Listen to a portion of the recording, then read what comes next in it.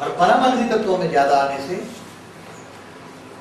परम अग्नि तत्व की मात्रा बढ़ने से गुस्सा आना, गुस्सा क्यों आता है?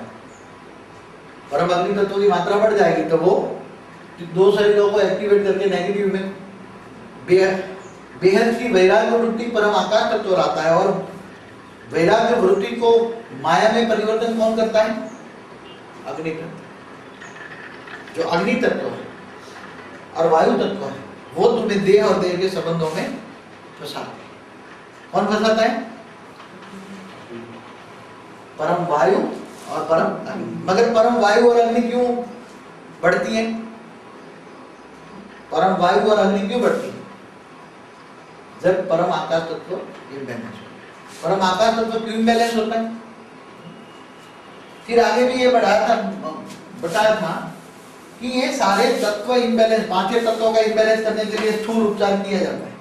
क्या करते हैं?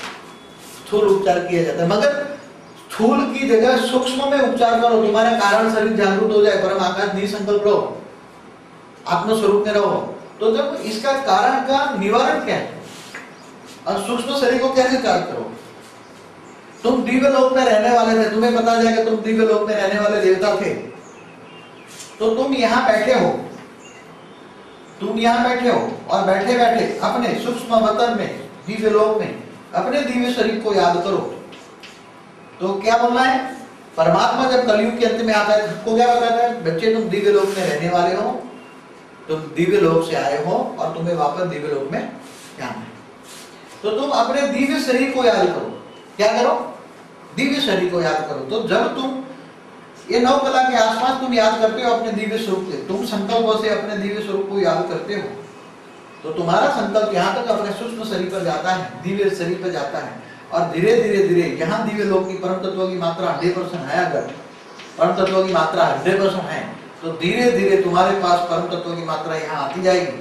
और परम तत्व की मात्रा आते ही तुम्हारा सूक्ष्म शरीर परम तत्व का चार्ज होगा। और जब आत्मा के अंदर पावर आएगी तो परम तत्व की मात्रा बढ़ने से, परम तत्व की मात्रा बढ़ने से, परम आकाश तत्व बढ़ने से क्या करेगा? परम वायु तत्व बैलेंस हो जाएगा, परम अग्नि तत्व बैलेंस हो जाएगा। और तीन तत्वों में, तीन परम तत्वों में पावर आने से वो तीन तत्वों का ये शरीर को छोड़ देगा। ये शरीर छोड़ देगा तो ये तो ऑटोमेटिक डिजॉल्व हो जाएगा, ये तो डिजॉल्व हो जाएगा। तो तुम उड़ के दिव्य लोक में वापस चले जाओ, वापस दिव्य लोक में चले जाओ। मगर ये ज्ञान किसी के पास नहीं है। क्यों? ऋषि मुनियों के पास नहीं था। क्यों नहीं था? क्योंकि इनके पास गिरने का ज्ञान किसी के पास नहीं था। देवता मनुष्य क्यों बन गए, कैसे बन गए, और देवता फर से, फिर से नर से नारायण, नारी से लक्ष्मी कैसे बनेंगे, इसका ज्ञान किसी के पास नहीं है। क्योंकि सबके पास टूल है। पांच तत्वों के जो भी मेडिसिन निकलती है वो पांच तत्वों को क्योर करती है। पांच तत्वों को टेम्पररी, तुम्हारे पांच तत्वों को आराम मिलेगा। टेम्पररी क्या मिलेगा? पांच तत्वों को आराम मिलेगा। मगर रोग और शोक का जो कारण है,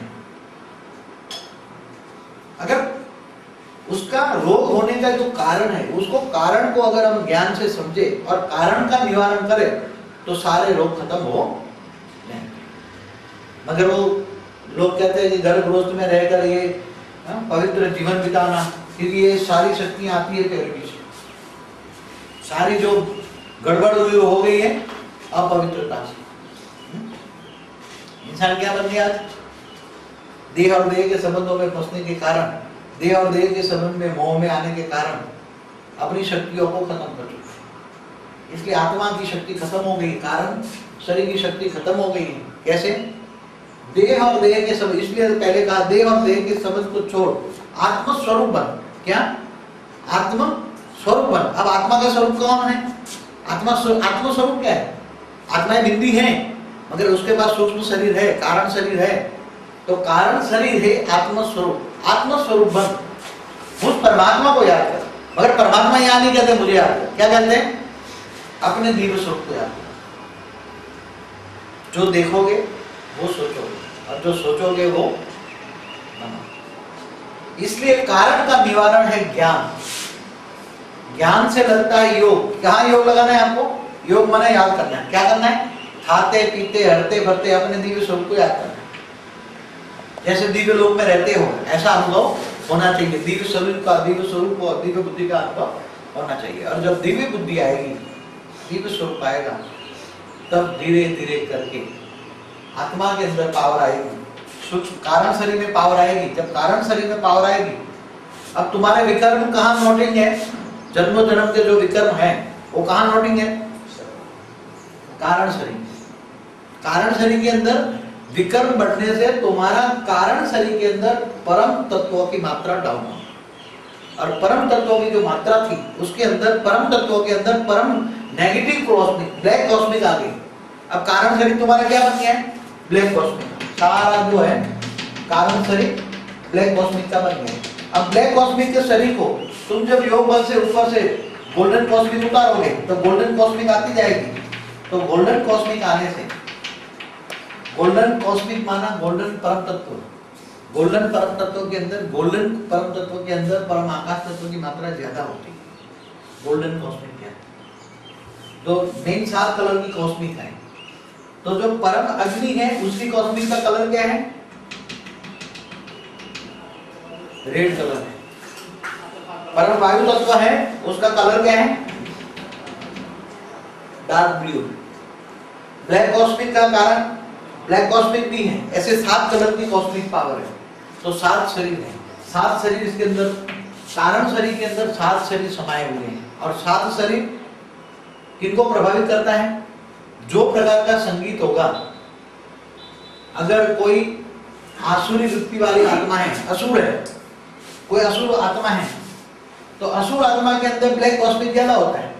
और जब वो भैंसासुर गाएगा तो उसको अच्छा लगेगा। असुर होगा तो वो डांस करेगा ना, वो विदेशी डांस क्या करते हैं, वेस्टर्न कल्चर, उसको असुरों को वेस्टर्न कल्चर डांस करने का अच्छा लगेगा, क्योंकि उसके अंदर ब्लैक कॉस्मिक है। चैतन्य शक्ति कैसी है? ब्लैक, इसलिए उसको भैंसासुर अच्छा लगेगा। और देवात्मा होगी तो क्या अच्छा लगेगा? उसको शास्त्रीय संगीत अच्छा लगेगा, क्योंकि इसके अंदर क्या है?